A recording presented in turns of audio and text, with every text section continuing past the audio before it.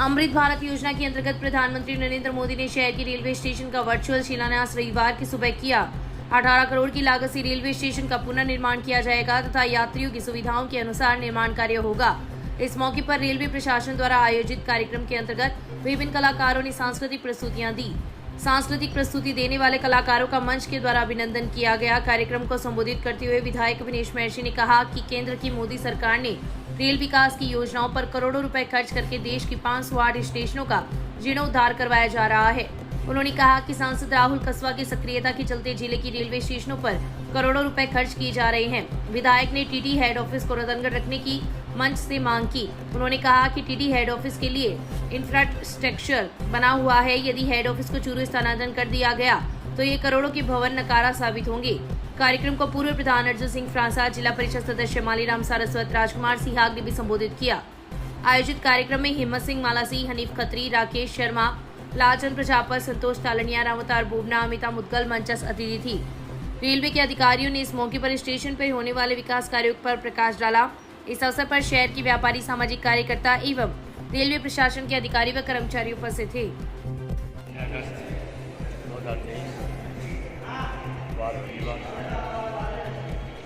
नरेंद्र जी मोदी प्रधानमंत्री जी कार्यक्रमों द्वारा वीडियो कॉन्फ्रेंस के माध्यम से 508 रेलवे स्टेशनों का अमृत भारत स्टेशन योजना के अंतर्गत एक पुनर्विकास के शिलान्यास के अवसर पर रतनगढ़ जंक्शन रेलवे स्टेशन का पुनर्विकास के लिए मोदी जी संबोधन करें और इसी के साथ मैंने यहाँ रेलवे के अधिकारियों को तीन मांगों के लिए प्रज्ञापन प्रेषित किया है, जिसमें पहला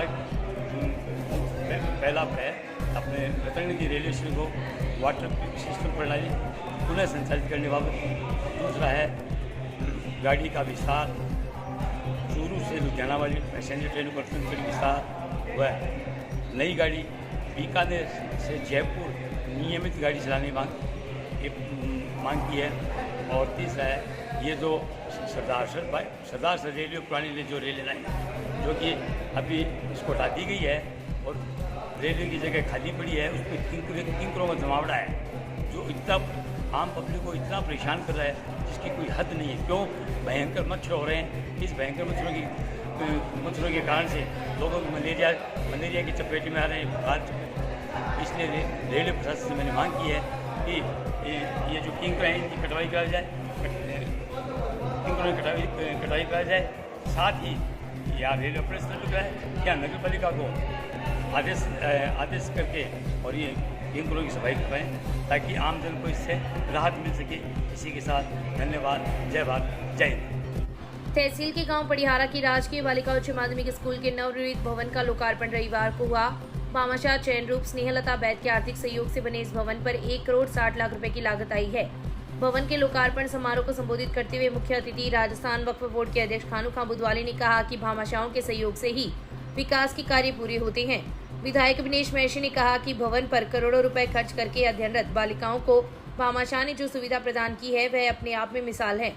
माध्यमिक व प्रारंभिक शिक्षा बीकानेर के निदेशक कानाराम, सरपंच जगदीश सिंह राठौड़, जिला कांग्रेस के अध्यक्ष इंद्राज खिचड़, कांग्रेस नेता भंवरलाल पुजारी, हरिप्रकाश इंदौरिया, लक्ष्मीपत वैद, विमल सिंह सुराणा ने भी कार्यक्रम को संबोधित किया। स्कूल परिवार एवं ग्रामीणों द्वारा भामाशाह चैन रूप स्नेहलता व अनीश बैद तथा भामाशाह प्रेरक विजय राज सुराणा व विमल कोठारी का अभिनंदन किया गया। रतनलाल बैद, मनीष बैद, मोतीलाल बैद, लक्ष्मीपत बैद, जिला शिक्षा अधिकारी Santosh Kumar Maharshi, CBO Bhanwarlal Dudi, ADPC Sawanmal Gahnolia, engineer Riyaz Khan, Kamal Benani, Bajranglal Joshi, Neeraj Baid, Narendra Baid, advocate Vishanlal Unania, Nitesh Harshwal, Anand Prakash, प्रधानाचार्य शिव कुमार स्वामी ने अतिथियों का स्वागत किया। इस अवसर पर पड़िहारा की विभिन्न संस्थाओं द्वारा भामाशाह का अभिनंदन किया गया। इस मौके पर ग्रामवासियों द्वारा कस्बे में सरकारी कॉलेज की मांग की, जिस पर बुधवाली व विधायक ने अगले सत्र से कॉलेज शुरू करवाने का आश्वासन दिया। कार्यक्रम का संचालन धन्नाराम प्रजापत द्वारा किया गया। रविवार को भारतीय कम्युनिस्ट पार्टी की बैठक हुई। बैठक में संगठन, किसान एवं मजदूरों की समस्याओं पर विचार विमर्श किया गया। बैठक में निर्णय लिया गया कि आगामी विधानसभा चुनाव पार्टी उम्मीदवार लड़ेगा। बैठक में किसानों की संपूर्ण कर्ज माफी, एमएसपी गारंटी कानून, बेसहारा पशु मेला, घरेलू बिजली 200 यूनिट प्रतिमाह फ्री करना, कृषि कुओं को फ्री बिजली देना, सामाजिक सुरक्षा पेंशन 3000 रुपये मासिक करने, मौसम आधारित फसल बीमा योजना लागू करवाने, बीएल का नया सर्वे करवाना, जातिगत जनगणना करवाना, पगडंडी खेतों को कटाने रास्ता देना, गाँव का आबादी क्षेत्र बढ़ाना, गोगासर जेगणिया जीएसएस की समस्या का समाधान करना सहित विभिन्न मुद्दों पर चर्चा की गई। बैठक में रामकरण चौधरी, जगदीश शर्मा, सावरमल प्रजापत, कुंदलमल प्रजापत, दल्लू सिंह, प्रेम प्रकाश पारेख, मदनलाल घिटाड़ा, रामचंद्र गेना, नंदलाल स्वामी, सावरमल पांड्या, भादर राम भामू, मोहन भाकर, हरिराम भारी, रामेश्वर न्यौल, सहीराम नैन, कालूराम नाई, प्रहलाद कलवाणिया, संतलाल भारी सहित कई लोग उपस्थित थे। काव्य योगी किशोर कल्पनाकांत स्मृति साहित्य शोध संस्थान के तत्वाधान में कवि किशोर कल्पनाकांत के 93वें जन्मदिन पर शनिवार की रात शिवाजी सेवा संस्थान में राजस्थानी कवि सम्मेलन का आयोजन हुआ।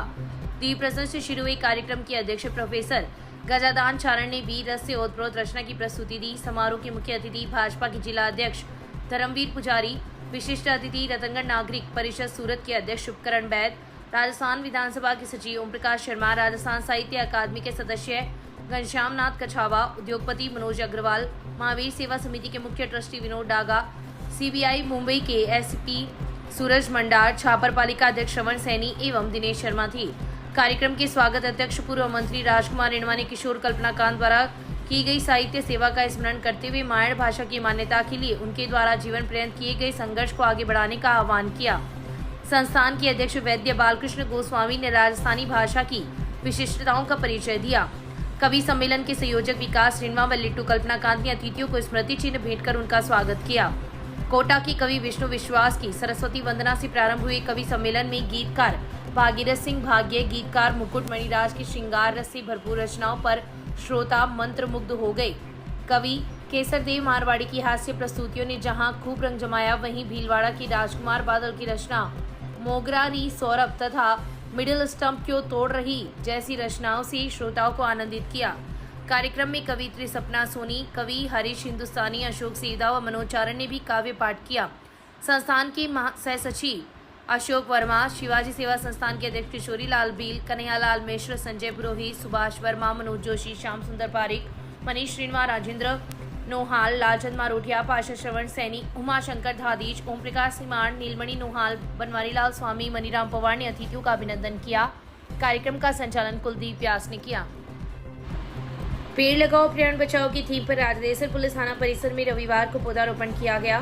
तालुका विधिक सेवा समिति व अपर जिला एवं सेशन न्यायाधीश ऋषि कुमार के निर्देशानुसार व अतिरिक्त मुख्य न्यायिक मजिस्ट्रेट कन्हैयालाल पारेख, अतिरिक्त मुख्य न्यायिक मजिस्ट्रेट लूणकरण सर राजीव जहांगीर, सामाजिक कार्यकर्ता संतोष कुमार इंदौरिया द्वारा पौधारोपण किया गया। इस दौरान वक्ताओं ने आमजन से आह्वान किया कि पर्यावरण को शुद्ध व हरा भरा बनाने के लिए अधिक से अधिक पेड़ लगाएं। इस अवसर पर थाना अधिकारी रतनलाल बालूराम पारिक सहित कई पुलिसकर्मी उपस्थित थे। तहसील के गांव भोजासर के लोगों ने रविवार को प्रदेश कांग्रेस कमेटी के महासचिव पुसाराम गोदारा को ज्ञापन देकर गांव के पास मेगा हाईवे पर स्थित एक स्थान पर ब्रेकर बनवाने की मांग की है। सरपंच बाबूलाल स्वामी व ग्रामीणों के नेतृत्व में गोदारा को दिए गए ज्ञापन में उल्लेख किया गया है कि गांव के पास एक पॉइंट पर कई बार सड़क दुर्घटनाएं हो चुकी है। 2 दिन पहले भी इस स्थान पर बालिका का एक्सीडेंट हो गया, इसलिए उक्त स्थान पर अविलंब ब्रेकर बनवाए जाए, नहीं तो ग्रामीणों द्वारा हाईवे जाम किया जाएगा। ग्रामीणों द्वारा दिए गए ज्ञापन के पश्चात गोदारा ने मौके पर एसडीएम व पीडी कुचामन से बात कर शीघ्र ही ब्रेकर बनवाने के लिए कहा। इस अवसर पर एडवोकेट दीवान सिंह, साबू सिंह, अर्जुन सिंह, माणकचंद मेघवाल, सवाई सिंह, नत्तू सिंह, नौरंग सिंह, रामेश्वर लाल प्रजापत, सोहन राम सुथार, नटमल सुथार सहित कई लोग उपस्थित थे। चूरू के बिदासर में भी नर्सिंग कर्मियों का प्रदर्शन देखने को मिल रहा है। बिदासर और सांडवा की राजकीय अस्पताल में नर्सिंग कर्मियों ने सुबह 2 घंटे कार्य का बहिष्कार किया और राज्य सरकार के खिलाफ अपनी मांगों को लेकर नारेबाजी की। नर्सिंग कर्मियों का कहना है कि राज्य सरकार नर्सिंग कर्मियों के साथ भेदभाव कर रही है। राजस्थान के मुकाबले अन्य कई राज्यों में नर्सिंग कर्मियों का वेतन भत्ता हमारे वेतन से काफी ज्यादा है। हमने कोरोना व मलेरिया जैसी बीमारियों में अपनी सेवाएं दी है और हर वक्त दिन रात रोगियों के बीच में रहकर सेवा करती हैं। हम हमारी 11 सूत्री मांगों को लेकर 18 जुलाई से जिला स्तर पर धरने पर बैठे हैं। उन्होंने बताया कि हमने 2 घंटे का कार्य बहिष्कार किया है। इस दौरान आपातकालीन सेवा और महिला प्रसव सेवा चालू रहेगी और अन्य सभी सेवाएं बंद रहेगी। हम चाहते हैं कि सरकार हमारी मांगों को माने। अगर सरकार हमारी मांगों की ओर ध्यान नहीं देती तो 10 अगस्त को हम अपनी मांगों को लेकर जिला कलेक्टर को ज्ञापन देंगे। करवाने के लिए ये धरना जारी रखा गया है और पूरे चूरू जिले के अंदर 2 घंटे का कार्य बहिष्कार 18 जुलाई से चालू है। ये 20वां आज का दिन है, वो 20वां दिन है। अगर इन मांगों को अगर सरकार नहीं मानती तो 10 तारीख को कलेक्ट्री का घेराव किया जाएगा। अगर फिर भी टीकमगढ़ तहसील की गांव मीनासर की एक विवाहिता ने गांव के कुछ लोगों पर उसकी जमीन पर कब्जा कर उसके साथ मारपीट करने का मुकदमा दर्ज करवाया है। पुलिस ने बताया कि मीनासर निवासी मूली देवी ने रिपोर्ट दी है कि उसके ससुर के पूर्वजों की खेती की जमीन है, गांव मीनासर में स्थित है, जिसमें उसका व उसके बच्चों का बराबर का हिस्सा है, जिसका दावा न्यायालय में चल रहा है। राजस्व न्यायालय ने उनके पक्ष में स्टे भी जारी किया हुआ है। गांव मीनासर की आबादी में अगुणी की तरफ खेत में से कुछ भूमि 12-13 महीने पहले कुर्क कर ली थी। 15 फरवरी को उपखंड मजिस्ट्रेट न्यायालय ने फैसला करते हुए उक्त भूमि का कब्जा उन्हें सौंप दिया। 3 मई को रिश्तेदार की मृत्यु होने पर वह गांव रसीदपुरा गई भी थी। पीछे से गांव की बबलू कैलाश की पत्नी पप्पू राम शिशपाल प्रजापत सहित 10-15 लोगों ने उसको नुकसान पहुंचाने की नीयत से षड्यंत्र रचकर खेत की कब्जाशुदा जमीन में नाजायज रूप से प्रवेश कर पुरानी झोपड़ी लगा दी। वह एक टीन शेड बनाकर पट्टियां रोककर तारबंदी कर दी। जब वह रसीदपुरा से वापस आई तो उसके बच्चों ने उसे सारी बात बताई। जब वहां गई तो बबलू कैलाश और उसकी पत्नी सुविधा ने उसे जान से मारने की नीयत से उस पर हमला कर दिया तथा उसे जमीन पर पटक दिया। जब उसने शोर मचाया तो वे लोग वहां से एलानिया धमकी देते हुए भाग गए। पुलिस ने मुकदमा दर्ज कर जांच प्रारंभ कर दी है। मामले की जांच एएसआई करतार सिंह कर रहे हैं।